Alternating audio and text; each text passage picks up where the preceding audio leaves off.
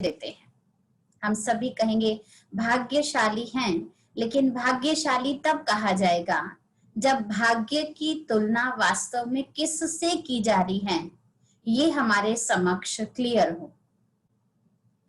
पहले तो मैं ये कहना चाहूंगी, आप सब भाग्यशाली जब इस क्लास में पहुंच ही गए हैं तो क्यों ना आप सभी अपना अपना वीडियो ऑन कर लीजिए। एक बार ब्राह्मण अगर ब्राह्मण से दृष्टि ना ले, ब्राह्मण अगर ब्राह्मण के साथ सम्मुख बैठे और लाइट सब कुछ बंद करके एक नॉर्मल अवस्था में बैठे, तो ब्राह्मण ले नहीं पाता। बाबा ने हमको इतनी सुखद देखिए सुविधा दी है कि हम जहां भी हैं अपने ही घर में बैठे हैं, आराम से बैठे हैं, हमें ना आने की जाने की कोई तकलीफ उठानी पड़ी है।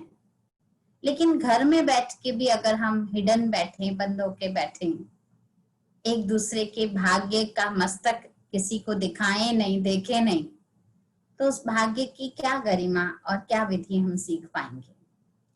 इसलिए बहुत सुंदर, धन्यवाद आप सभी ने अपना वीडियो ऑन किया। एक मुख्य बात और लेना चाहूंगी कि जब हम भाग्य शब्द की बात करते हैं तो हर कोई भाग्य शब्द का वर्णन जो करता है वो अलग अलग रीति करता है। भाग्य शब्द का जो वर्णन है, उस वर्णन में मुख्य 4 बातें आती हैं। मैं 4 पड़ाव लूंगी क्योंकि हर कोई अपने को भाग्यशाली कैसे वर्णन कर पाएगा या समझ पाएगा। आज किसी से भी पूछो आप बहुत भाग्यशाली हैं, आप आराम से रह रहे हैं, आपको पैसे की कोई चिंता नहीं है, तो कई कहते हैं ऐसा पैसा भी क्या काम का जब बाल बच्चे सगे संबंधी साथ ना हो। कह देते हैं ना, कई बार ऐसे शब्द बोल देते हैं। फिर किसी को भरा पूरा परिवार है, बीवी बच्चे बहू पोते पोतियां सब घर में हैं, तो हम कहते हैं अरे वाह आप तो बड़े भाग्यशाली हैं, आपका पूरा परिवार आपके साथ है। तो कहते जी ऐसा भाग्य भी किस काम का, सारा परिवार साथ है, सारा पैसा भी है, लेकिन तन ही साथ नहीं देता। ना हम उनके साथ बैठ सकते हैं, ना हम हंस खेल सकते, बेचारे वो मेरी चिंता करते हैं, मैं अपनी चिंता में डूबा रहता हूँ। तो ये भी हमें परेशानी है। सब कुछ होकर भी हमें ऐसा नहीं लगता कि हम भाग्यशाली हैं। या फिर कई बार हम कहते हैं देखिए आप तो स्वस्थ भी बहुत हैं, आपका परिवार भी बड़ा सुखद है, धन धान्य से भी भरपूर हैं, आप तो बड़े भाग्यशाली हैं। तो पलट के उत्तर मिलता है सब कुछ है, लेकिन जो देखना चाहिए आपको वो कहाँ दिख रहा है। हमारे को इतनी चिंता है, ये तो हम ऊपर से हंस देते हैं, आप क्या जानो अंदर हमारे क्या क्या चल रहा है, हम किस दौर से गुजर रहे हैं। इसका मतलब मन अशांत है, मन की सुख नहीं है, मन की प्राप्तियां नहीं है। तो ये 4 स्टेजेस हैं भाग्य को श्रेष्ठ बनाने की जानकारी करने के लिए, जिसमें सबसे पहली बात आती है तन की, दूसरी बात आती है मन की, तीसरी बात आती है धन की, और चौथी बात आती है जन की।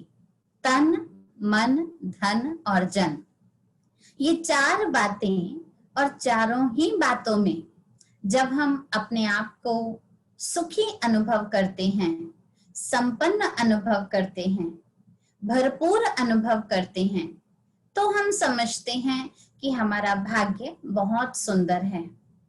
लेकिन आज अगर देखा जाए तो किसी के पास तन है तो मन शांत नहीं है, तन और मन दोनों हैं तो धन की कमी है जो भी चाहिए, और तन मन धन सब कुछ है तो व्यवहारिक संबंध जो होने चाहिए जन, वो नहीं है। तो कहीं ना कहीं व्यक्ति किसी ना किसी एक स्टेज से दूर हुआ है, जिसके कारण जो सुख उसको श्रेष्ठ भाग्य का होना चाहिए वो नहीं प्राप्त कर पा रहा, या अपने आप को कहीं ना कहीं खाली अनुभव कर रहा है। अब तन का भाग्य हम कैसे अच्छा बनाएं, क्योंकि आज हम श्रेष्ठ भाग्य की विधि की बात कर रहे हैं। पता तो हम सबको है कि हमारा भाग्य कैसा है और किस डगर पर चल रहा है और कैसे इसको हम ठीक कर सकते हैं, लेकिन पता होने के बावजूद भी कुछ बातों पर हमारा ध्यान नहीं जा रहा है। तो आज हम इसी विषय पर चर्चा कर रहे हैं। सबसे पहले आते हैं तन के भाग्य की बात। मेरा तन स्वस्थ रहे, मेरा तन निरोगी रहे, मेरा तन हृष्ट पुष्ट रहे और अंत तक अपने हाथ से कार्य करते रहें, किसी की सेवा ना लेनी पड़े। ज्यादातर हम ब्राह्मणों की यही इच्छा रहती है। सही कह रही हूं मैं? अब बताइए, तन का एक नियम है। तन का नियम क्या है? कहते हैं शरीर एक गाड़ी है और आत्मा इसका ड्राइवर है। और गाड़ी की संभाल का मतलब होता है, जब आप गाड़ी चलाने जा रहे हैं तो सर्वप्रथम हमें चेक कर लेना चाहिए ब्रेक सब ठीक है। उसके बाद पेट्रोल की टंकी है, फुल है, यानी चलने लायक, जहां तक हमें जाना है वहां तक का हमारे पास सफर तय करने के लिए क्या पेट्रोल पर्याप्त है। फिर तीसरा हमको देखना पड़ता है कि टायर्स में हवा वगैरह सब ठीक है, कोई टायर पंचर तो नहीं है, क्योंकि मुझे इस गाड़ी को लेकर जाना है। और फिर चौथी चीज जो मुख्य है वो उसका लाइट आदि सब कुछ भी हम देख लेते हैं, पानी आदि भी देख लेते हैं, कहीं हीट अप तो नहीं हो जाएगा, कहीं ऐसा तो नहीं जो रास्ते में खड़ी हो जाए गाड़ी हीटिंग होकर और फिर हमें दिक्कत हो जाए, चिंता हो जाए। तो इससे स्पष्ट होता है कि एक साधारण स्थूल गाड़ी को भी चलाने के लिए हमें इन सब बातों का ध्यान रखना पड़ता है। जब ये सब चीजें देख कर हम कहीं ड्राइव पर निकलते हैं तो वापस आने के बाद हम कहते हैं बड़ा मजा आया, बहुत अच्छा रहा, हमारी यात्रा सुखद रही। आज हम अपने आप से पूछें, हे आत्मा रूपी ड्राइवर, क्या तुम्हारी गाड़ी बिल्कुल ठीक ठाक है? क्या सच में ये सारी आंखें, हाथ, मुख, पैर, ये हर प्रकार की शक्ति से भरपूर है, हवा भरी हुई है इन टायर्स में, क्योंकि इन्हीं के द्वारा हमने यात्रा करनी है। और फिर जिस तन को हम लेकर जा रहे हैं, क्या इस तन में पेट्रोल पर्याप्त मात्रा में है? आप देखिए, पेट्रोल की जगह हम कुछ और, घर में दाल बच गई हो, टंकी खोल के डाल दें तो क्या गाड़ी चल जाएगी? नहीं चलेगी। पेट्रोल ही डालना है, पेट्रोल की गाड़ी में पेट्रोल, डीजल की गाड़ी में डीजल ही चाहिए। इसी तरह से आज हमें मालूम है कि क्या हमें भोजन करना चाहिए और क्या नहीं करना चाहिए, कौन सी चीजें हम मनुष्यों के लिए बनी हैं और कौन सी चीजें हम ब्राह्मण, हम मनुष्यों के लिए अपर्याप्त है, गलत है। परंतु फिर भी हम वो खा लेते हैं जो हमें दिखने में सुंदर लग रहा होता है या प्रलोभन देता है, हम उसको स्वीकार कर लेते हैं। और स्वीकार करने के उपरांत फिर हमें अंदर से अगर थोड़े भी पसीने आ रहे हो, मान लीजिए खूब पकौड़े खा लिए आपने, बारिश आ रही है, चलो जी चढ़ाओ कढ़ाई, पकौड़े खाएंगे हम, और जैसे ही खा लिए आनंद तो बड़ा आया, क्योंकि जीभ पर रुकी है थोड़ी देर चीज तो बड़ा मजा ले लिया हमने। लेकिन थोड़ी देर बाद अगर हमें थोड़े पसीने आ गए, थोड़ी घबराहट आ गई, तो तुरंत हमारे मन में भय उत्पन्न होता है। वो भय उत्पन्न क्यों होता है? क्योंकि मन में आता है हाय हार्ट की प्रॉब्लम है और मैंने आज ये खा लिया, या कोलेस्ट्रॉल बढ़ा हुआ है और मैंने आज इतना हैवी भोजन ले लिया।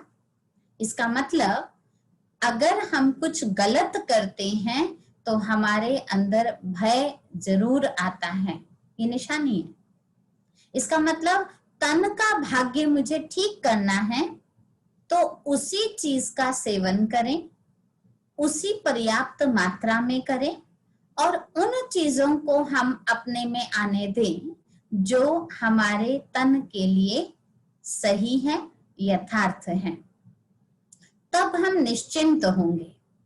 जैसे कोई व्यक्ति बहुत अच्छा हल्का फुल्का भोजन खाता है, पर्याप्त मात्रा में खाता है, कोई लोभ के वश आकर नहीं भोजन स्वीकार करता, अगर उसको थोड़ी सी भी तकलीफ हो, हार्ट में पेन भी हो रहा हो ना, और कोई कहे चेक कर लो आपका बीपी ठीक है, ये ठीक है, तो सामने वाला बड़ा निश्चिंत होके कहता है, अरे फिक्र मत करो, मेरा बीपी बहुत अच्छा रहता है, मुझे कुछ नहीं होने वाला, मैंने ऐसा कुछ खाया ही नहीं है जो कुछ हो। एक हिसाब किताब की बात अलग आती है, जो पुराना हमारा तन का हिसाब होता है। अदरवाइज मोस्टली यही होता है कि हमारे मन में किसी प्रकार की चिंता भय नहीं होती, क्योंकि हमारे को स्पष्ट रहता है कि हमने ऐसा कोई चीज का सेवन नहीं किया है। तो बाबा भी, परमात्मा भी हम बच्चों को इस तन के भाग्य को सुंदर बनाने के लिए, तन के भाग्य को श्रेष्ठ बनाने के लिए हम एक विधि बताते हैं। वो विधि है कि हम शुद्ध सात्विक आहार का सेवन करें।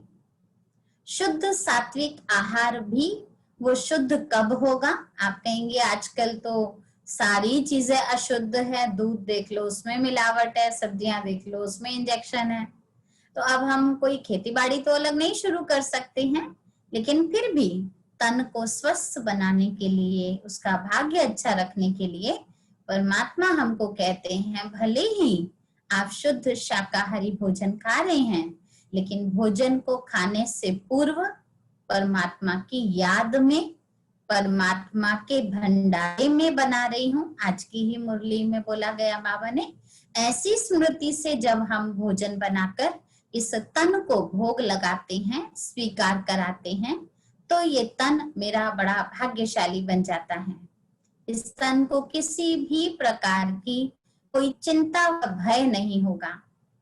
जैसे एक व्यक्ति को उससे गलती से कोई कार्य ऐसा हो गया, जैसे मैं उदाहरण के तौर पर देना चाहूंगी, एक बच्चा है, एक बच्चे से कोई घर में कांच का ग्लास टूट जाता है, तो वो जल्दी जल्दी उस ग्लास को छुपा देता है कि कोई देख ना ले, फटाफट फटाफट उसको डस्टबिन में डाल देगा और निकल जाएगा खेलने के लिए। लेकिन खेल में भी सारा समय उसकी बुद्धि में क्या रहेगा? सारा समय उसकी बुद्धि में क्या रहेगा? किसी ने देख तो नहीं लिया था, कहीं कांच के ग्लास का पता तो नहीं पड़ गया, किसी को ये तो नहीं मालूम पड़ गया कि मैंने तोड़ा था। अच्छा, जैसे ही वो घर आया तो देखता है माँ बैठी है बड़ी गुस्से में, सोचता है लगता है इनको पता चल गया ग्लास टूटा है, फिर भी इंतजार करता है, बोलता नहीं है कुछ भी। थोड़ी देर बाद देखता है वो मेड को डांट रही होती है माँ कि तू ध्यान से नहीं करती है, तूने ही तोड़ा होगा जरूर है। तो शांति तो रखता है, थोड़ी लंबी सांस भी ले लेता है कि चलो मेरे ऊपर नाम नहीं आएगा, अब मेड के ऊपर नाम आ जाएगा। लेकिन फिर भी कान बड़े खड़े रखता है कि कहीं घूम फिर कर मेड ये ना कह दे मैंने नहीं तोड़ा, तो कहीं फिर से सर्च ना शुरू कर दे कोई, तो डर बना रहता है। अगर हम कोई काम गलत करते हैं तो भय बना रहेगा। वहीं दूसरी ओर उदाहरण लीजिए, अगर कोई बच्चे ने कांच तोड़ा ही नहीं है और फिर भी उसकी खूब पिटाई की जा रही है, खूब पिटाई की जा रही है, तूने ही तोड़ा होगा, बताता नहीं है, ऐसा करता है वैसा करता है, तो मार खा भी लेता है लेकिन निश्चिंत रहता है वो, क्योंकि उसने तोड़ा ही नहीं है। उसके बाद उस ग्लास के विषय में कोई बात भी कर रहा होगा, वो निश्चिंत है। क्यों निश्चिंत है? क्योंकि उसको पता है ये गलती उसने करी ही नहीं है।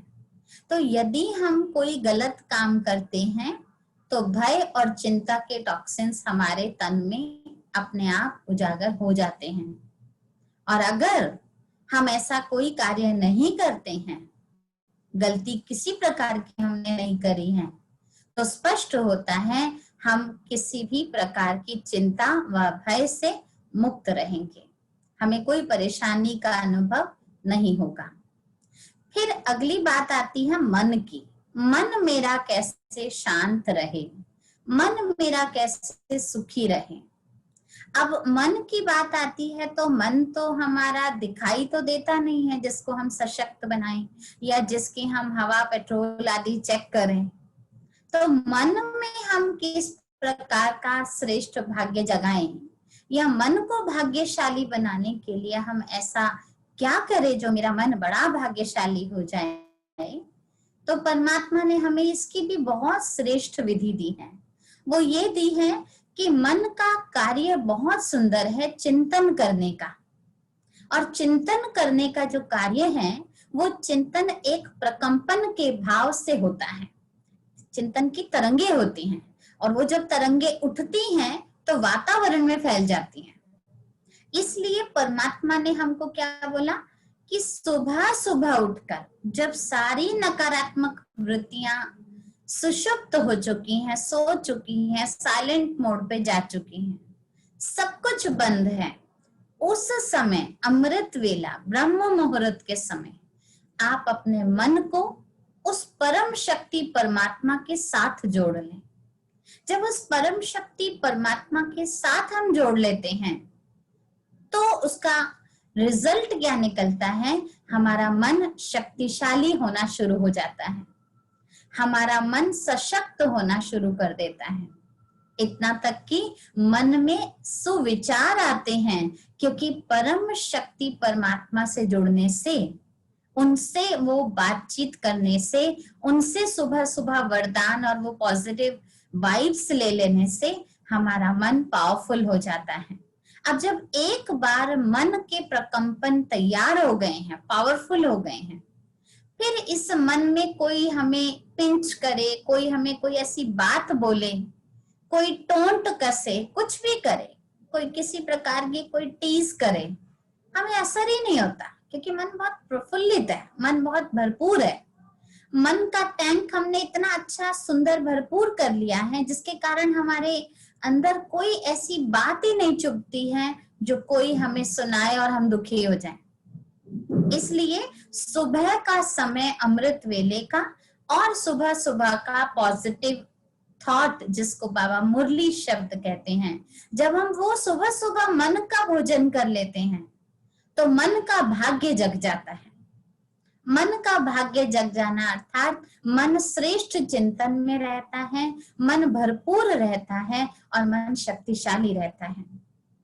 जैसे आप किसी बहुत सुंदर चीज को सुबह सुबह सुन चुके होते हैं, या एक छोटे बच्चे का ही उदाहरण मैं लेती हूँ, उसको अगर सुबह सुबह बता जाए कि बस तू अब जा, स्कूल से जब तू वापस आएगा ना, तेरे लिए एक सरप्राइज गिफ्ट है, तो आप देखिए जरा, वो स्कूल जाता है बड़ा खुशी खुशी, रास्ते में उसको कंकड़ लग गया, चोट लग गई, गिर गया, उठ जाता है, झाड़ता है, फिर भागता है, उसको कोई परवाह नहीं हो रही। आज उसके दोस्त उसका बैग छुपा रहे हैं, कुछ काम कर रहे हैं, कुछ उसके टांग खींच रहे हैं, कुछ उसका टीज पास कर रहे हैं, उसको कोई फर्क नहीं पड़ रहा, क्योंकि उसकी बुद्धि कहाँ एंगेज है कि शाम को मुझे मेरे पापा कुछ सरप्राइज देने वाले हैं।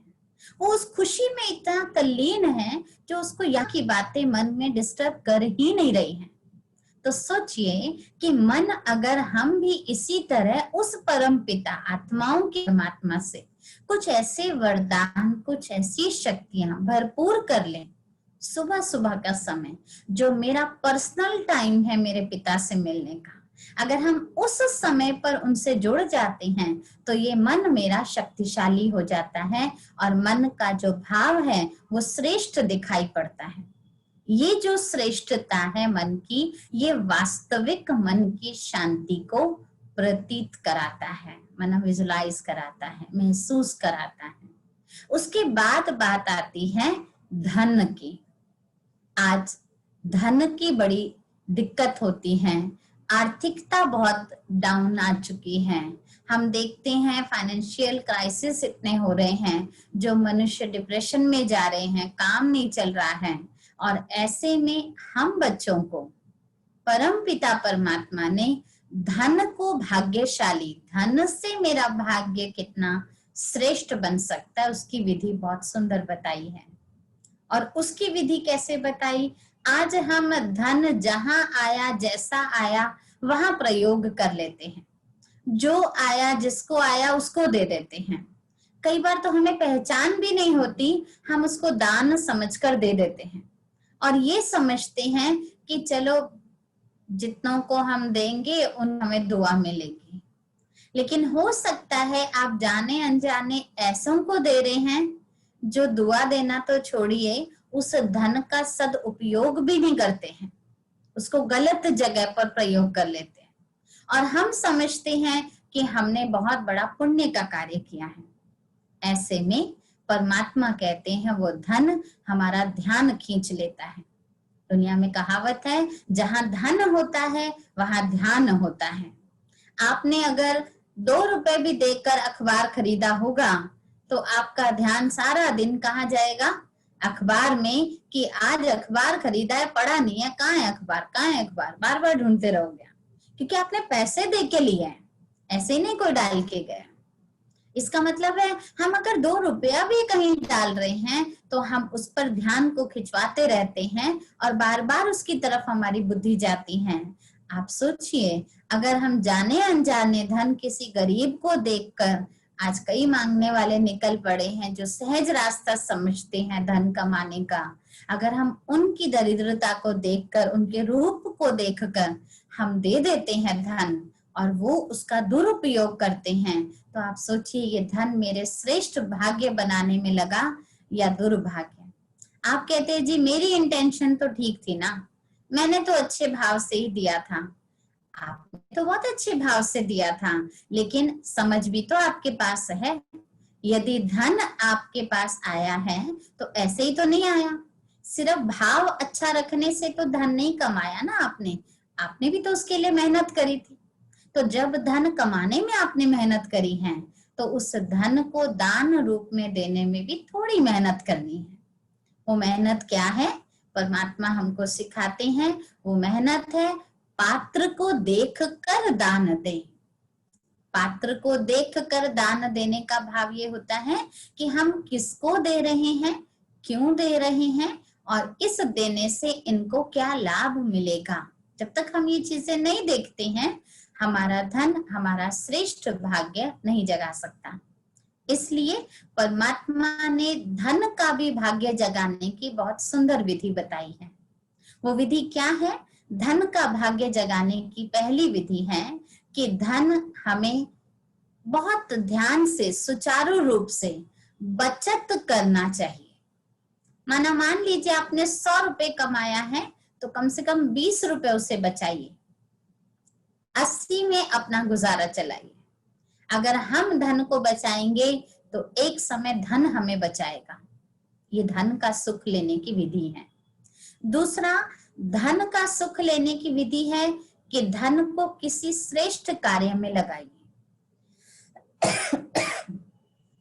धन को श्रेष्ठ कार्य में लगाने का भाव ये होता है कि कोई ऐसा पुण्य कर्म, कोई ऐसा श्रेष्ठ कर्म, जैसे परमात्मा हमको कई बार कहते हैं कि किसी को लिटरेचर दे देना, किसी को पानी पिला देना, या बाबा के घर में जैसे हम ब्राह्मण बच्चे हैं, यहाँ हमें ज्ञान है और यहाँ हम भोग आदि लगाकर सच्चे ब्राह्मणों के मुख में ये कुछ भोजन आदि बाबा की याद का पहुंचाते हैं, तो ये जो आपका धन है ये जमा के खाते में जा रहा है, किसी का कल्याण हो रहा है। मान लीजिए आपने धन से एक कमरा खरीद दिया और वहां पर भगवान की पाठशाला खुलवा दी। मान लीजिए आज इंटरनेट का कार्य चल रहा है, इतने लोगों को इससे लाभ मिल रहा है, आपने कहा चलिए ये इंटरनेट बिजली यूज हो रही है, इसका बिल आज मैं भर देता हूँ, इस बारी इस महीने मैं कर देता हूँ इसका सहयोग। तो ये भी जैसे एक तरह से आपने धन को सफल किया, क्योंकि आपको मालूम है यहाँ गलत प्रयोग नहीं हो रहा, यहाँ जो भी प्रयोग हो रहा सही रीति हो रहा है। तो जानकारी से, किसी श्रेष्ठ कार्य से और किसी आत्मा को कल्याण कराने के भाव से लिटरेचर छपाया, भोग लगाया, कुछ और सहयोग दिया, ये जो भी हम करते हैं ये हमारा जमा का खाता बढ़ाता है।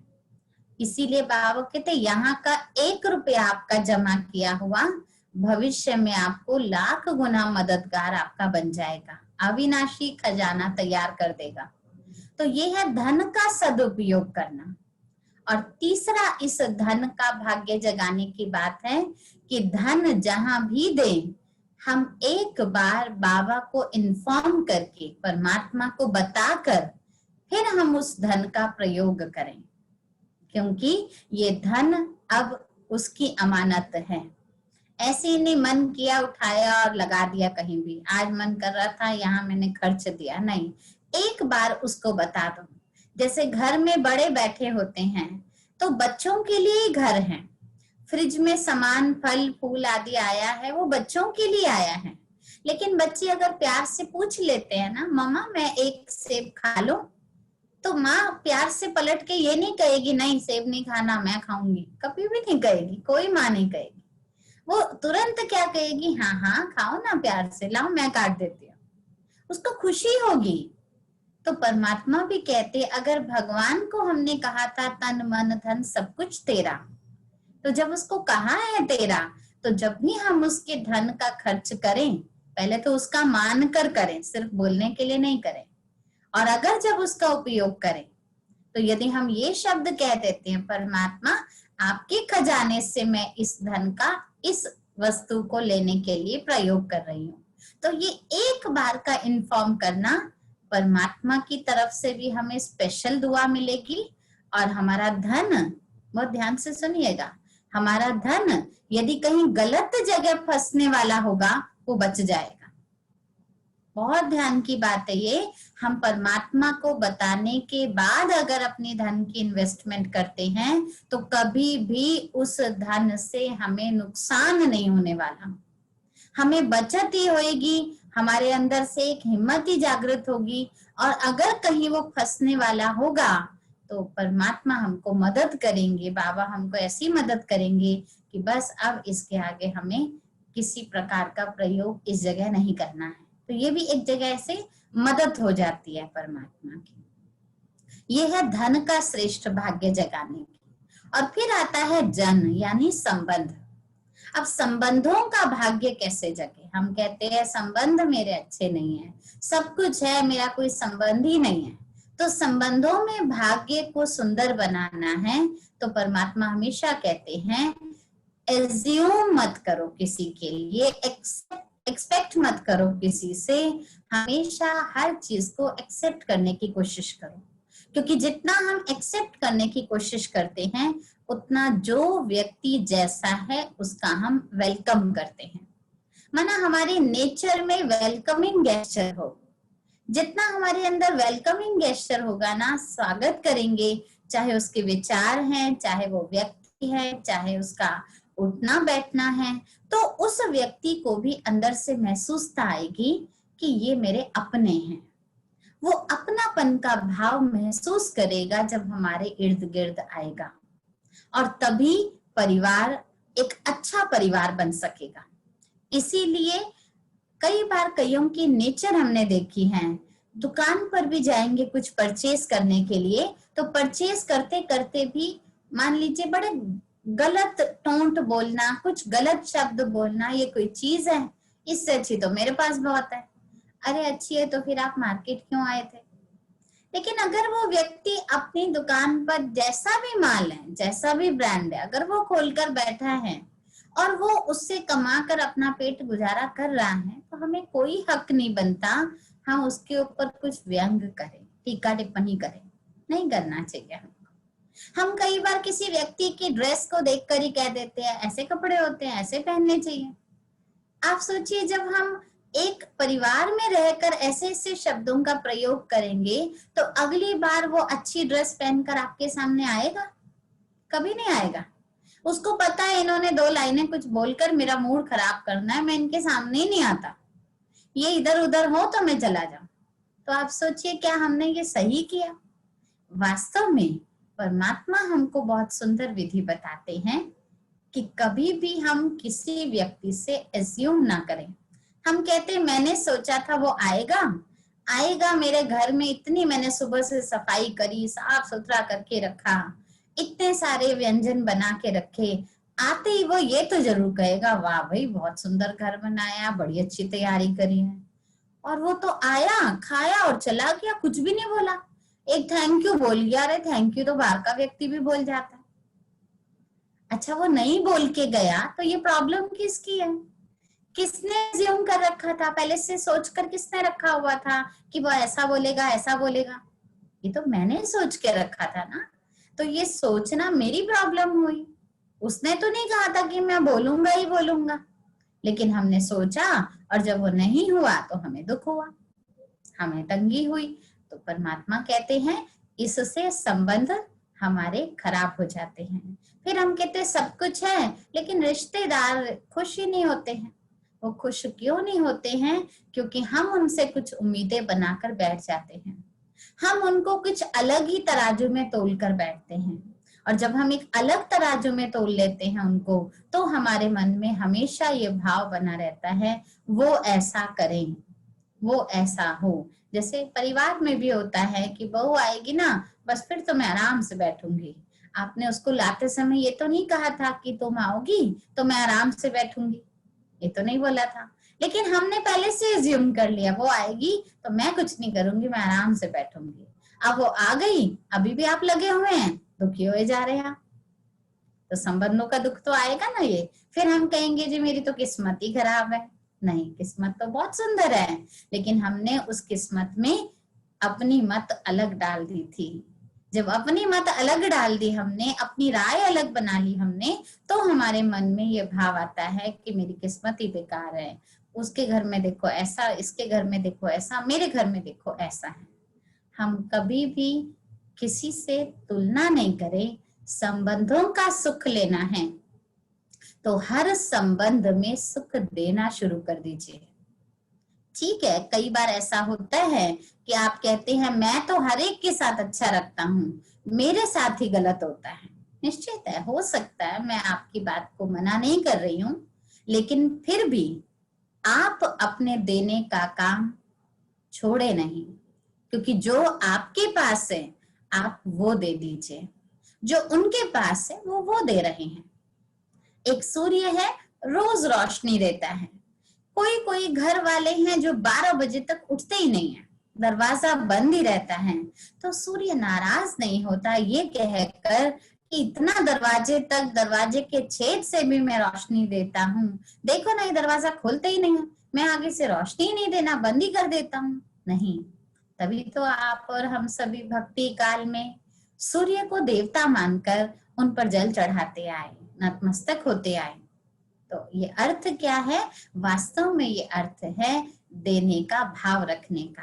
तभी सूर्य जैसी तत्व को हम सभी एक भावनात्मक रूप से जुड़ते आए हैं, उनकी पूजा अर्चना करते आए हैं। ये क्यों किया? इस लायक बनने के लिए, सबसे जुड़े रहने के लिए, देने का भाव बनाकर रखा। अब ये तो था तन मन धन जन, इन तीनों प्रकार का सुख यदि जीवन में इस विधि से आ जाए तो ये विधि मेरा श्रेष्ठ भाग्य बना देती है। ये विधि मेरे भाग्य को सुंदर दर्शाती है।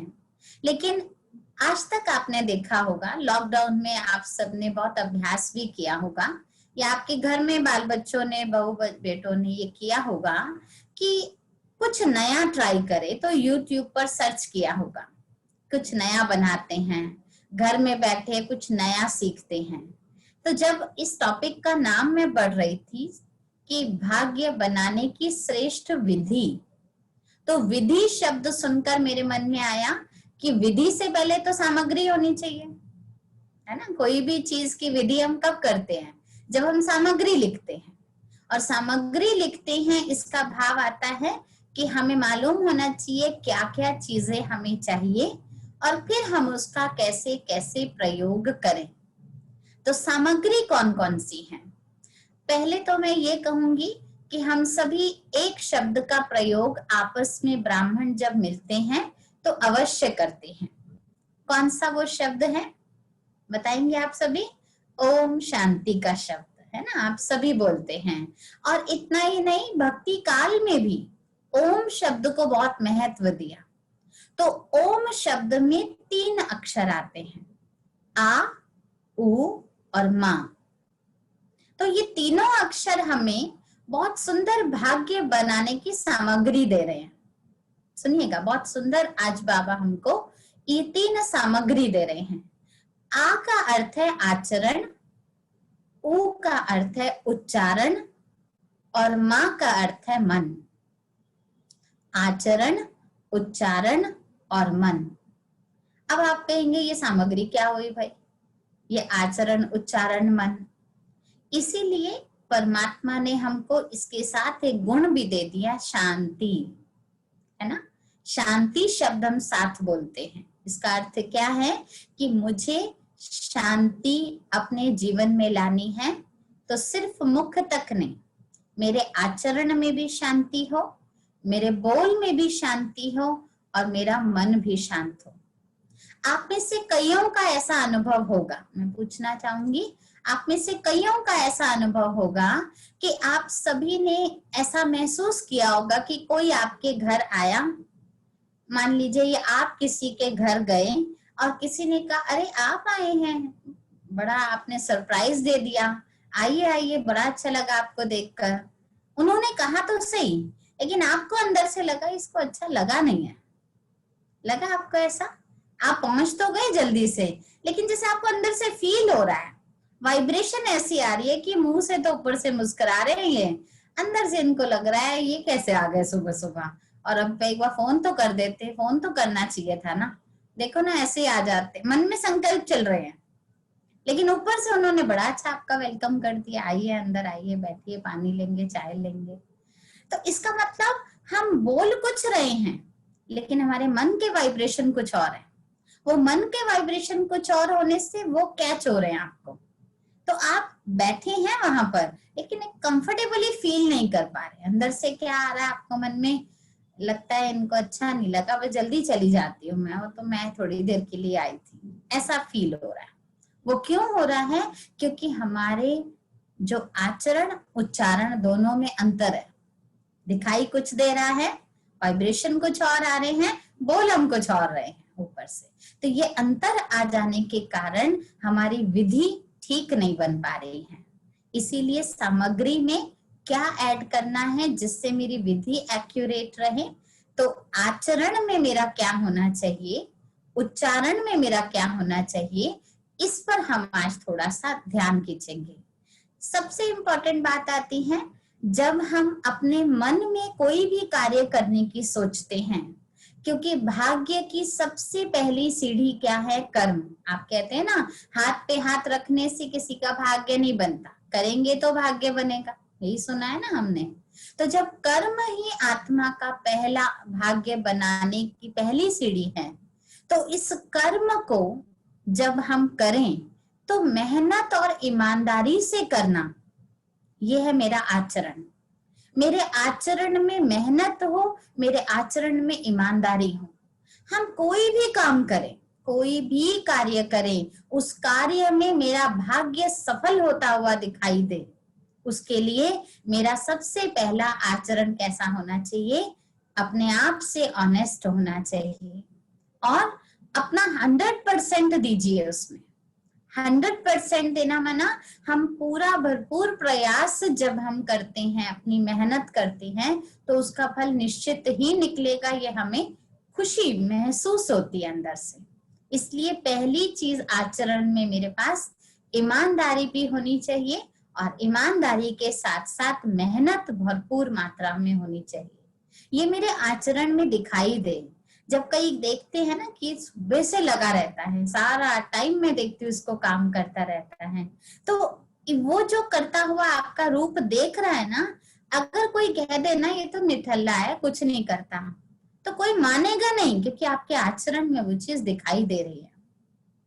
इसलिए सबसे पहली चीज है भाग्य को श्रेष्ठ बनाने के लिए जो मैंने लक्ष्य लिया है, उस लक्ष्य के अकॉर्डिंग मेरी मेहनत ईमानदारी रूप से होनी चाहिए। जैसे हम कहते हैं कि मेरा भाग्य अच्छा रहे, भगवान से मैं सब कुछ प्राप्त कर सकूं, उसके लिए मुझे एक्यूरेट उठना, अच्छे से अमृत वेला करना, मुरली सुनना, ये मेरी मेहनत, ये मेरी ईमानदारी है अपने पुरुषार्थ से। और अगर मैं ये नहीं कर रही हूँ तो बातें तो कर रहे हैं हम लक्ष्मी नारायण बनने की, लेकिन आचरण में नहीं दिखाई दे रहा है। कहते बोलते तो हैं ये लोग हम देवता बनने की पढ़ाई पढ़ रहे हैं, लगता तो नहीं है इनको देख के इंसान ही बन जाएं काफी है। क्यों ऐसा बोल देते? कई आचरण में नहीं दिखाई दे रहा है। अच्छा, उसके बाद सेकंड बात आती है उच्चारण, यानी मेरा बोलना कैसा है। अगर मैं लक्ष्य ले रही हूँ अपने आप को देवता बनाने का, सुंदर भाग्य जगाने का, सतयुगी महाराजा महारानी बनने का, और मेरा बोल रफ टफ हो, जो मुंह में आया मैंने बोल दिया, जैसा मैंने फील किया वैसा बोल दिया, या लौकिक शब्दों का अपशब्दों का प्रयोग कर लिया, तो क्या मुझे कोई देवता कहेगा?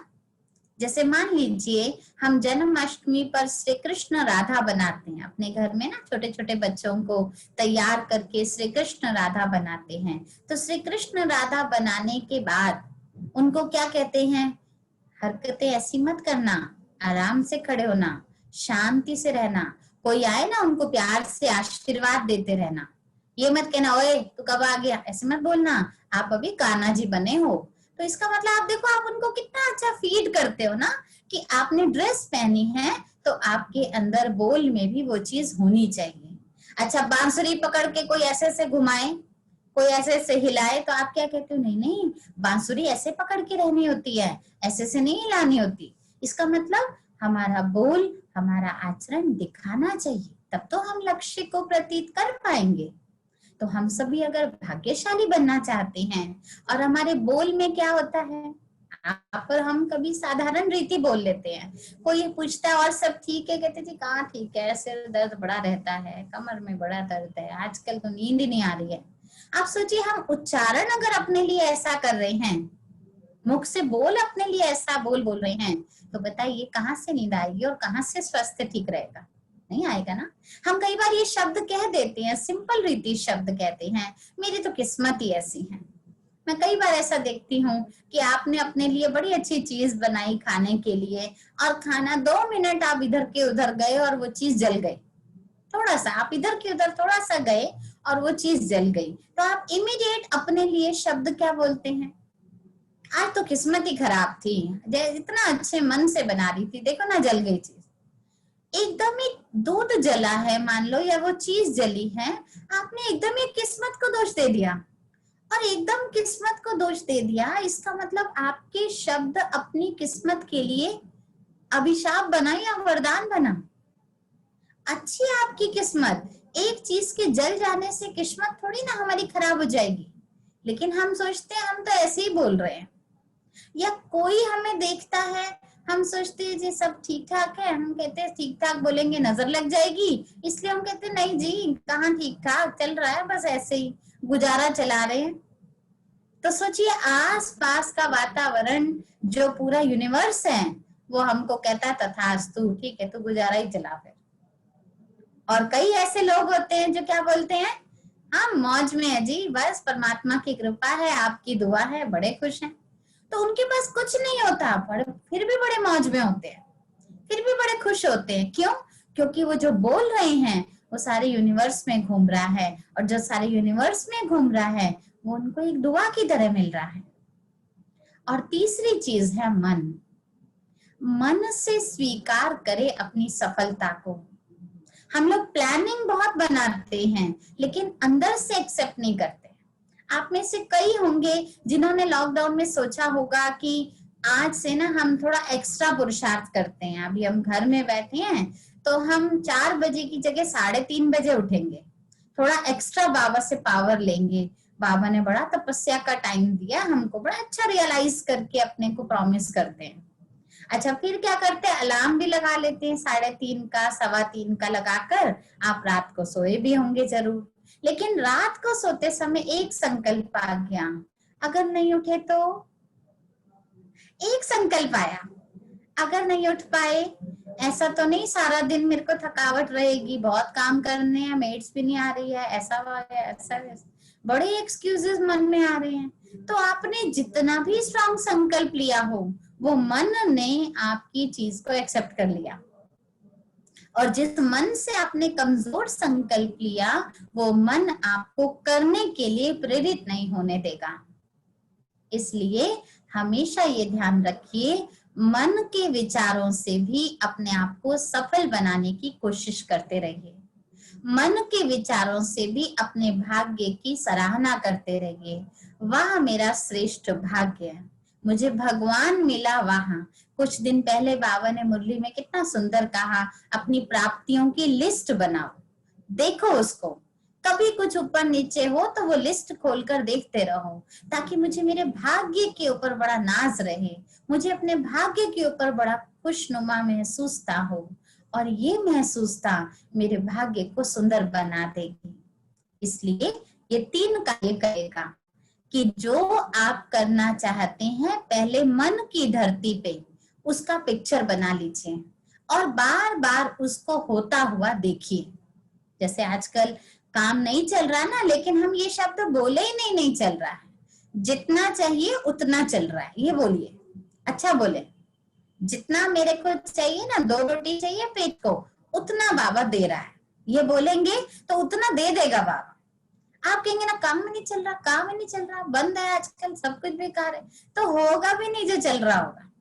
इसलिए पहले तो मन की भाषा बदलिए, फिर उच्चारण मुंह से बोलना भी अच्छा शुरू कीजिए। किस्मत ही ऐसी है, उनका काम देखो लॉकडाउन में मास्क का था, बड़ा अच्छा चल गया, हमारा तो लोहे का काम था, कोई खरीद ही नहीं रहा। नहीं, कोई बात नहीं, कोई बात नहीं, कोई ना कोई ऐसी युक्ति रचेगा परमात्मा जो वो कार्य होगा।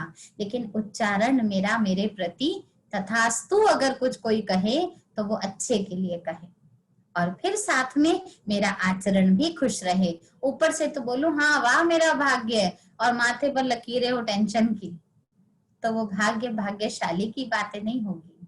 इसलिए मेरा आचरण खुशनुमा दिखाई दे। जब वो दिखाई देगा तो मेरे अंदर से, दिल से आवाज जो आएगी वो एक सार्थक रूप की आएगी, अंदर से खुशी बनी रहेगी। इसलिए कोशिश करके श्रेष्ठ भाग्य अगर बनाना है तो उस भाग्य की सामग्री ये 3 चीजें हैं, आचरण, उच्चारण और मन। आचरण में मेरा मेहनत और ईमानदारी दोनों होनी चाहिए। उच्चारण मेरा मेरे प्रति, यानी बोल मेरा मेरे प्रति सकारात्मक होना चाहिए, और मन मेरा हमेशा सशक्त शक्तिशाली होना चाहिए। उसके लिए तन मन धन जन को हम सही रीति जब प्रयोग करते हैं तो वो सब चीज मेरे लिए सुखद हो जाएगी, मेरा भाग्य बहुत सुंदर मुझे दिखाई पड़ेगा और मैं अपने आप को भाग्यशाली महसूस कर सकूंगी। इसके साथ एक लास्ट बात कहकर मैं समय की सीमा को ध्यान रखूंगी। लास्ट बात यह है कि आज का शब्द जो है, आज के विषय में भाग्य शब्द है। तो भाग्य शब्द जब मैं सुन रही थी तो भाग्य शब्द में 3 लेटर्स आ रहे हैं, भ, ग और य। क्यों ना हम इस पर भी थोड़ा सा विषय पर प्रकाश डालें कि भा शब्द से परमात्मा कहते हैं भरपूरता, और ग शब्द से परमात्मा ने हमें दिया है गुप्त, और यह शब्द का अर्थ परमात्मा ने बताया है यथार्थ। एक है भरपूर, एक है गुप्त, एक है यथार्थ। अच्छा, आप सबने ये जाना होगा पुरुषार्थ बिना भाग्य नहीं बनता। कहते हैं ना ऐसा ही कि आप हाथ पे हाथ रखो और पानी आपके मुंह में आ जाए, ऐसा तो नहीं हो सकता है ना। चलो पंखा भी अगर चाहिए तो बटन दबाने की मेहनत तो करनी पड़ेगी। तो अगर भाग्य मुझे श्रेष्ठ बनाना है तो पुरुषार्थ पहला भरपूर मात्रा में करो, माना जितना करना चाहिए उतना पुरुषार्थ करो। ऐसा नहीं है थोड़ा करके बैठ गए, माना गाड़ी का हमने सिर्फ चाबी घुमा दी और हम बैठ गए, ना गियर लगाया, ना क्लच दबाया, ना रेस दबाई, तो क्या गाड़ी चल जाएगी? नहीं, भरपूर प्रयास, माना हमें जो जो ये गाड़ी चलाने के लिए करना है मुझे वो सारे कार्य करने हैं, तब एक जीवन की गाड़ी को मंजिल तक हम पहुंचा सकेंगे। इसलिए पहली चीज है भरपूर पुरुषार्थ करिए।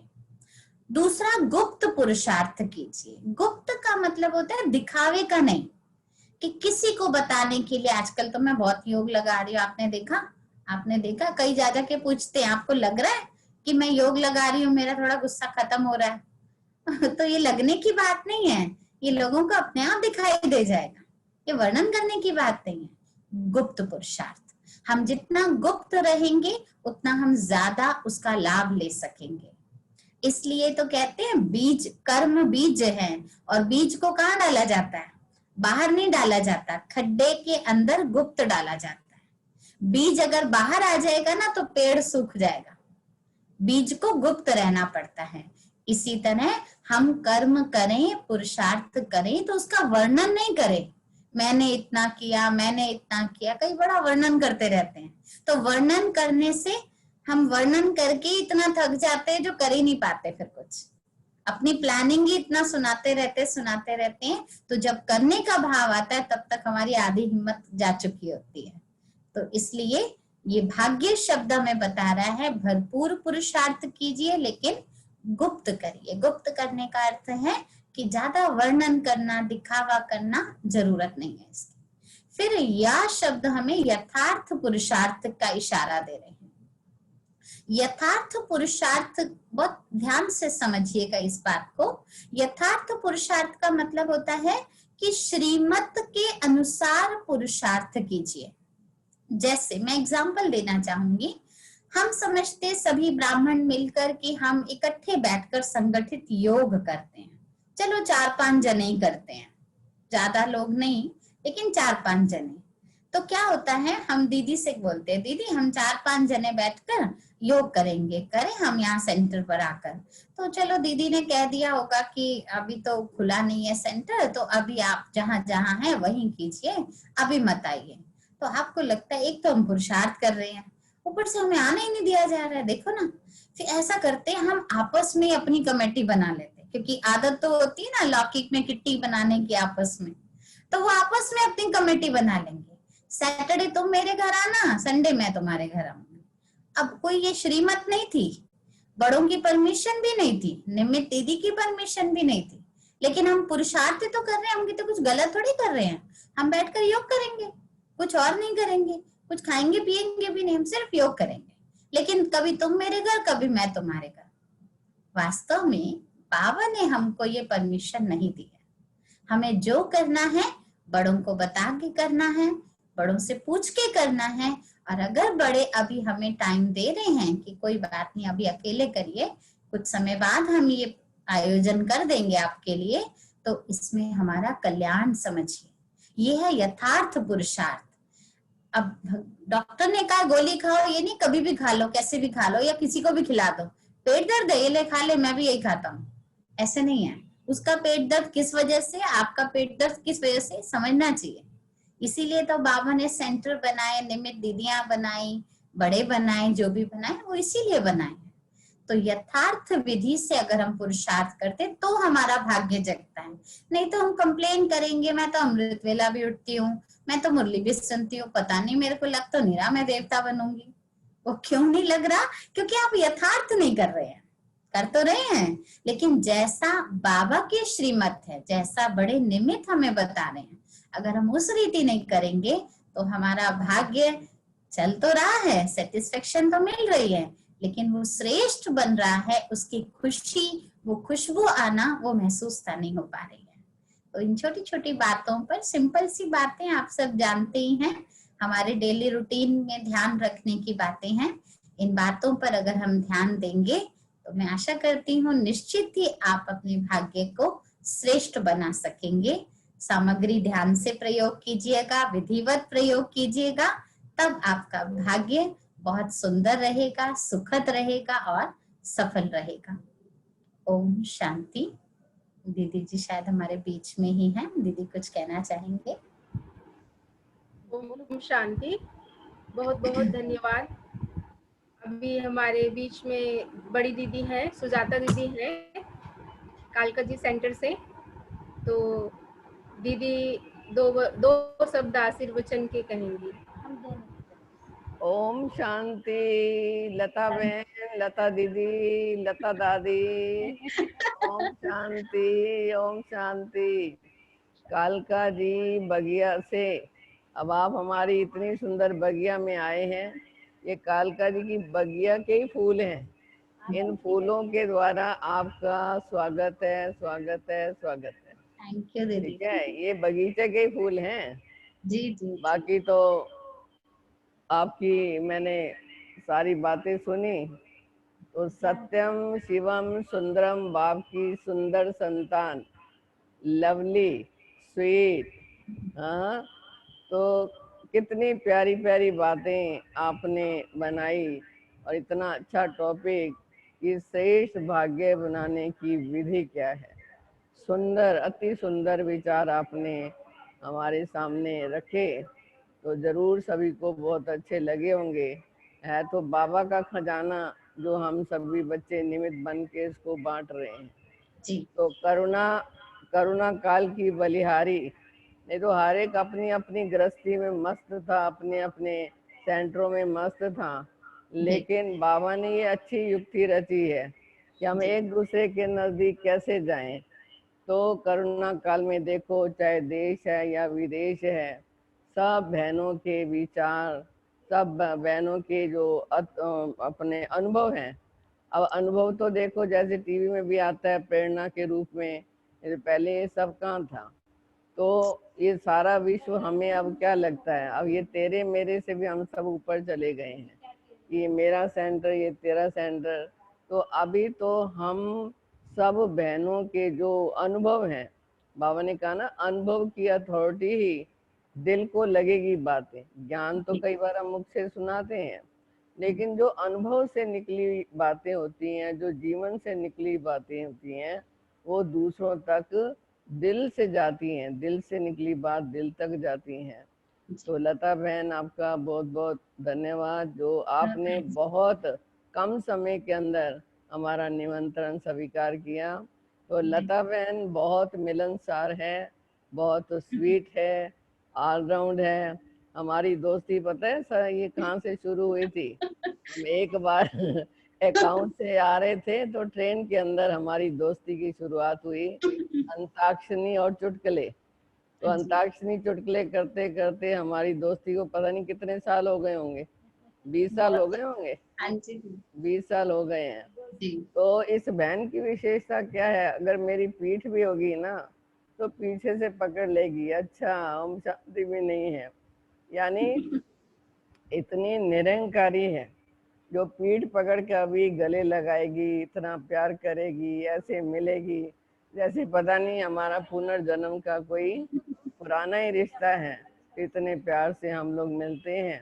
तो थोड़े दिन पहले हम इनसे बात की थी, तो हमने कहा चलो इस बार हम आपका क्लास रखते हैं, क्योंकि बाबा कहते हैं शरीर से कोई बड़ा छोटा नहीं होता है।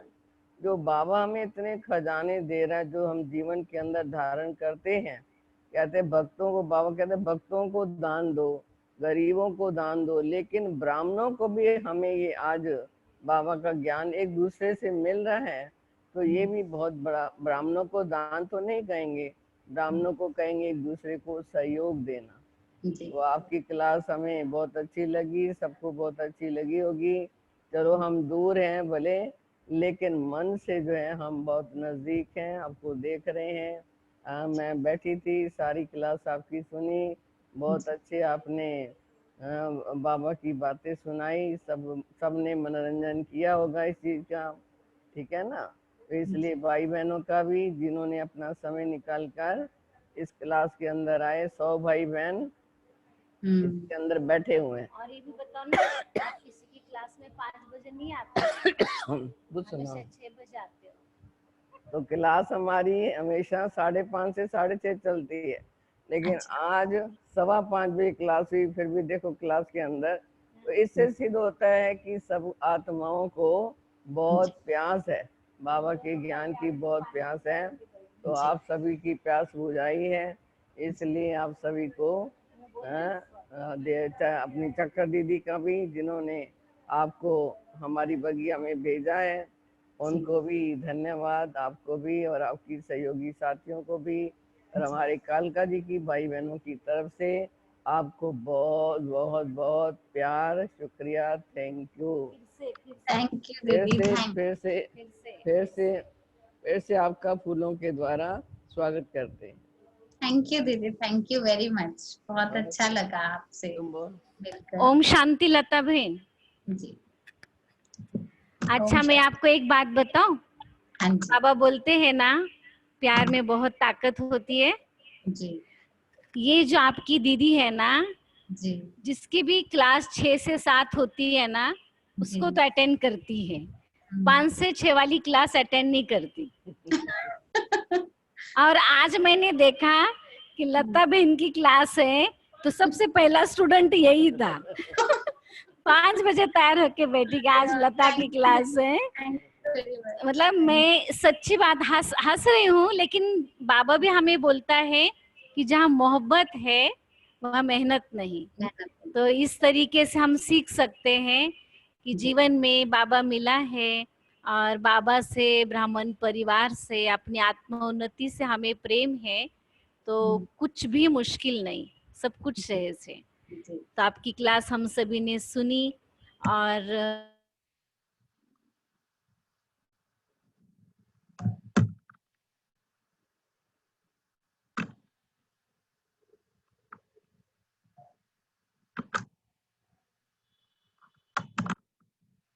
में इतने सारे शांति। लता दीदी का फिर से कालका जी डिवाइन फैमिली की ओर से आपके अपने घर में बहुत बहुत वेलकम है। थैंक यू दीदी का। दीदी की निर्माणता, सादगी मैं हमेशा देखती आई हूँ। सुनाई दे रहा है? हाँ, दीदी की निर्माणता, दीदी की सादगी, बड़ापन। और मैं वैसे तो उम्र में बहुत छोटी हूँ, लेकिन जब हम बोलते हैं ना कि दीदी और मैं फ्रेंड्स हैं, तो इतनी खुशी होती है, मुझे एक नाज होता है कि इतनी बड़ी दीदी और मेरी फ्रेंड्स अभी कितने फ्रेंड हैं। दीदी हैं तो समझ आता है, लेकिन मुझे बड़ा नाज होता है। और कहते हैं ना, देह भान ही नहीं है, बिल्कुल वही आत्मिक रूप से देखना। और जैसा दीदी कह रही थी कि कोई पिछले जन्म का होगा कनेक्शन, जो भी होगा, और सच में वो है। एक नजर में दीदी मुझे मिले थे, दिखे थे, और ऐसा लगा था जैसे यही है, जो मतलब हम बहुत क्लोज थे। थोड़ा आने जन्म लेने में थोड़ी देरी हो गई आगे पीछे की, लेकिन ऐसा लगता था बहुत क्लोज हैं। और दीदी ने बोला तो ये तो बहुत बड़ा भाग्य था मेरा भी इस परिवार से मिलने का। शुक्रिया दीदी। ओम शांति। सुजाता बहन का भी, बाकी सब बहनों का भी बहुत बहुत शुक्रिया। ओम शांति। ओम शांति। आज का ये सेशन हम यहीं पूरा करते हैं। थैंक यू सभी को।